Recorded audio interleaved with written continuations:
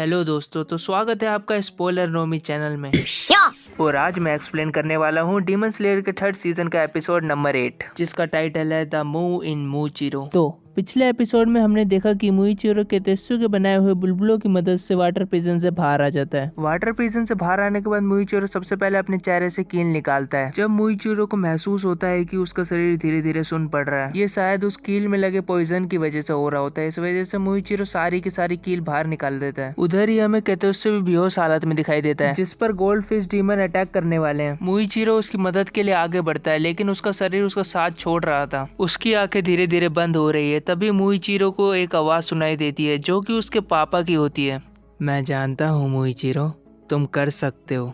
चलो अब अपने पैरों पे खड़े हो जाओ। इसके बाद मूचिरो को अपना पास्ट याद आता है, जहाँ पे वो बताता है, हाँ ये सही है, मेरे पापा एक लकड़हारे थे और मैं एक बेटे के रूप में उनकी पेड़ काटने में मदद करता था, और मुझे अपने पापा की मदद करना बहुत पसंद था। फिर हमें एक बहुत ही आंधी तूफान वाला दिन दिखाया जाता है, जहाँ पर मूचिरो की मम्मी काफी बीमार है और उनका शरीर ठंड के मारे काफी कांप रहा है। मूचिरो जाके उनको एक और कंबल उड़ा देता है, लेकिन उससे कोई फायदा नहीं होता। उनकी हालत बदतर से बदतर हो रही होती है। तभी मूचिरो कहता है, माँ चिंता मत करो, पिताजी बाहर जड़ी बूटी लेने गए हैं, वो जल्दी ही आते होंगे। वहीं दूसरी तरफ हमें मूचिरो के पिताजी दिखते हैं, जो तूफान में जड़ी बूटी ढूंढ रहे थे। उनको पहाड़ के ऊपर वो जड़ी बूटी दिखाई देती है। वो जड़ी बूटी लेने के लिए थोड़ा झुकते हैं, जिससे कि उनका पैर फिसल जाता है और वो पहाड़ से गिर जाते हैं। फिर हमें बैकग्राउंड में मूचिरो की आवाज सुनाई देती है। उस दिन मैंने अपनी जिंदगी के 2 महत्वपूर्ण लोगों को एक साथ खो दिया। मैं सिर्फ 10 साल का था जब मेरे माता पिता मर गए, और 10 साल की उम्र में मैं अकेला था।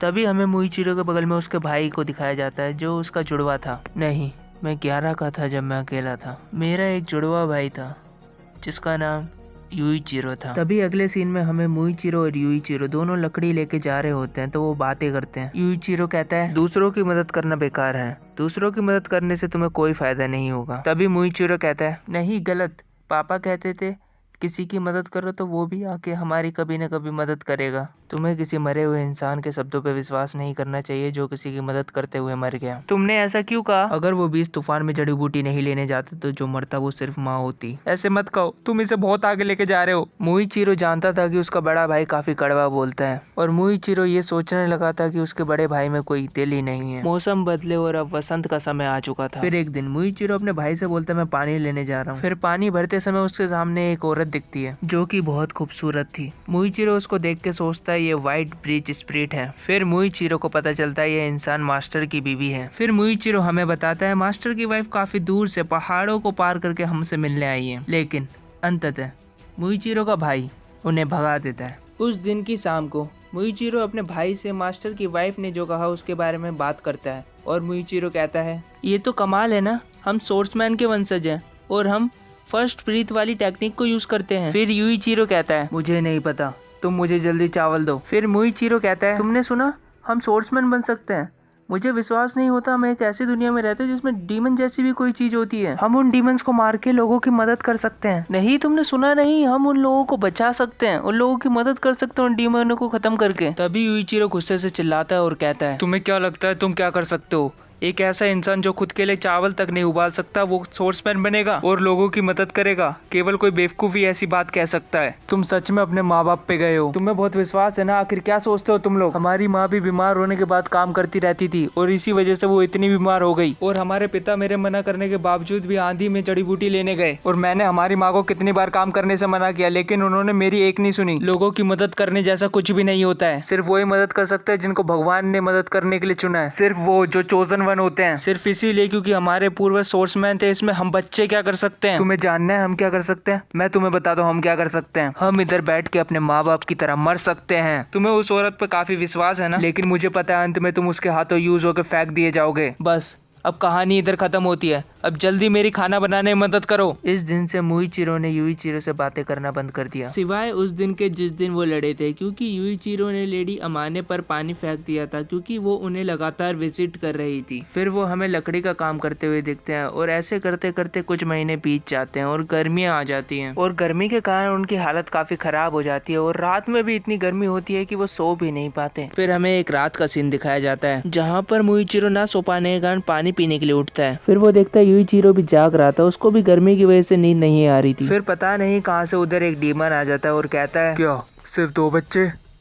कोई नहीं। फिर वो डीमन मुइचिरो पे हमला कर देता है। तभी युइचिरो उसके सामने आ जाता है, जिससे कि युइचिरो का एक हाथ कट जाता है। मुइचिरो उसको पकड़ के पीछे ले जाता है। मुइचिरो डर के मारे चिल्ला रहा होता है, जिससे डीमन उन्हें चुप रहने के लिए बोलता है और कहता है, गरीब लकड़हारे जैसे तुम बिल्कुल ही बेकार हो। ये मतलब नहीं रखता कि तुम्हारा अस्तित्व रहे या ना रहे, क्योंकि तुम्हारा जीवन बेकार है। ये सब सुन के युइचिरो को काफी गुस्सा आ जाता है और अब उसे लाल रंग के अलावा और कुछ दिखता ही नहीं है। वो एक ऐसा गुस्सा था जो उसने पहले कभी महसूस नहीं किया था। उसका खून गुस्से से उबल रहा था। फिर युइचिरो कहता है, मुझे सच में याद नहीं आगे क्या हुआ था। एक तानवे दहाड़ जिस पर मुझे विश्वास नहीं होता कि वो मेरे गले से निकली हुई थी। अगली चीज जो मुझे याद है कि वो डीमन अपनी मौत की कगार पे था, लेकिन किसी तरह से वो मर नहीं रहा था, जबकि मैंने उसका सर भी फोड़ दिया था। वो तड़प रहा होता है। जल्द ही सूरज निकल आता है और डीमन राख में बदल कर गायब हो जाता है, लेकिन मुझे सच में उसकी कोई चिंता नहीं है। मैं तो बस युइचिरो के पास जाना चाहता हूँ। लेकिन अचानक से मेरा शरीर काफी भारी हो गया है। मेरा घर सामने होने के कारण भी मुझे ऐसा लग रहा है उधर पहुंचने में मुझे सदियां लग जाएंगी। फिर किसी तरह मुइचिरो रेंगते हुए युइचिरो तक पहुंचता है। वहां पर हमें दिखता है युइचिरो बुद्धा और बाकी घोड़ों से अपने छोटे भाई मुइचिरो को बचाने के लिए भीख मांग रहा होता है। ये देखकर मुइचिरो की आंखों में आंसू आ जाते हैं। युइचिरो बोलता है,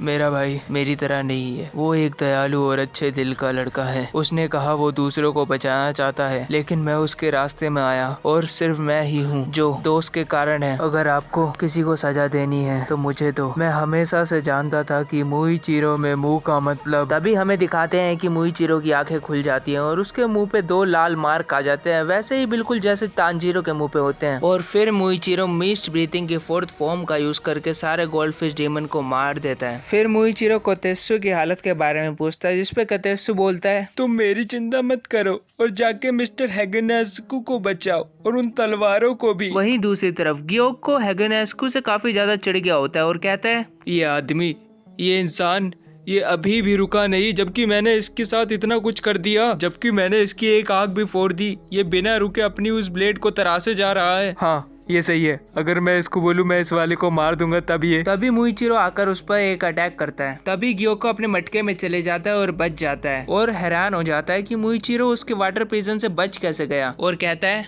मुझे लगा ये मरने वाला है तो मेरा ध्यान इस पे नहीं था। इसका मतलब दूसरे शब्दों में ये दिखाता है मैं अपने काम के प्रति कितना फोकस था। यस। तभी ग्योको का ध्यान मुइचिरो के मार्क पे जाता है। फिर ग्योको को याद आता है कि लॉर्ड मुजान ने बताया था कि ऐसा सेम मार्क उस इयरिंग वाले लड़के के मुंह पे भी था और ग्योको सोच में पड़ जाता है, ये अभी तक खड़ा कैसे है? इसे तो मेरे जहर की वजह से पैरालाइज हो जाना चाहिए था। फिर हमें दिखाते हैं मुइचिरो के अटैक की वजह से ग्योको के गले के पास कट लग जाता है। तभी मुइचिरो दोबारा अटैक करता है और ग्योको अपने मटके में से ऑक्टोपस के बड़े बड़े टेंटिकल निकालता है, जिससे सेल्टर और मुइचिरो की तलवार टूट जाती है, जिससे हैगेनेस्कू भी बाहर आके गिरता है। लेकिन वो फिर से पत्थर लेके अपनी तलवार को तराशने लग जाता है, जिससे ग्योको हैगेनेस्कू को अब सनकी समझता है। ग्योको अब मुइचिरो से बोलता है कि मैं पहले बिल्कुल भी ट्राई नहीं कर रहा था, लेकिन अब मैं तुम्हें फोड़ दूंगा। तभी मुइचिरो ग्योको के सारे टेंटिकल काट देता है और नीचे आ जाता है। असल में कानामोरी ने मुइचिरो को उसकी नई तलवार दे दी थी। मुइचिरो कानामोरी को तलवार के लिए धन्यवाद बोलता है। तभी कानामोरी बोलता है, नहीं मैंने तो बस तुम्हारे पहले सोर्स के इंस्ट्रक्शन को फॉलो करा था। फिर मुइचिरो बोलता है, सही कहा, ये तो मिस्टर तेत्सुडो थे जिन्होंने मेरी पहली तलवार तराशी थी। वो दिल की बीमारी की वजह से गुजर गए थे। फिर ग्योको बोलता है, इससे फर्क नहीं पड़ता तुम कितनी बार अपनी तलवार बदलते हो, इससे कोई भी चीज बदलने नहीं वाली। मुइचिरो को उसकी नई तलवार और उसका बैलेंस एकदम परफेक्ट लगता है। इसके बाद हम तेत्सुडो को देखते हैं, जिन्हें मुइचिरो की चिंता थी कि उसे कोई नहीं समझ पाएगा कि उसकी जिंदगी में कितनी परेशानियां रही हैं और अब तो उसकी याददाश्त भी चली गई है। वो जब भी मुइचिरो को तलवार चलाते हुए देखते हैं उन्हें खुशी होती है और उन्हें मरने से डर नहीं लगता, लेकिन उनके मरने के बाद मुइचिरो का क्या होगा इसकी उन्हें बहुत चिंता है। अब कहानी प्रेजेंट में आती है और मुइचिरो तेत्सुडो से माफी मांगता है उन्हें इतनी चिंता में डालने के लिए। फिर ग्योको अपने मटके में से दोबारा टेंटिकल निकालता है और अब मुइचिरो मिस्ट ब्रीथिंग की 5th फॉर्म को यूज करता है, सी ऑफ क्लाउड्स एंड हैज, और ग्योको के सारे टेंटिकल को काटते हुए उसका आधा गला काट देता है। तभी ग्योको टेलीपोर्ट होकर पेड़ पे चले जाता है। फिर ग्योको उसकी तारीफ करता है, बहुत अच्छे, तुम्हारी स्पीड काफी तेज हो गई है, लेकिन तुम मुझसे बराबरी नहीं कर पाओगे। जिसको सुन मुइचिरो बोलता है कि लगता है तुम बुढ़ापे में सटिया गए हो, 100 सालों से जिंदा हो ना। फिर हमें दिखाते हैं कि ग्योको की आधी गर्दन कट गई रही होती है और मुइचिरो कहता है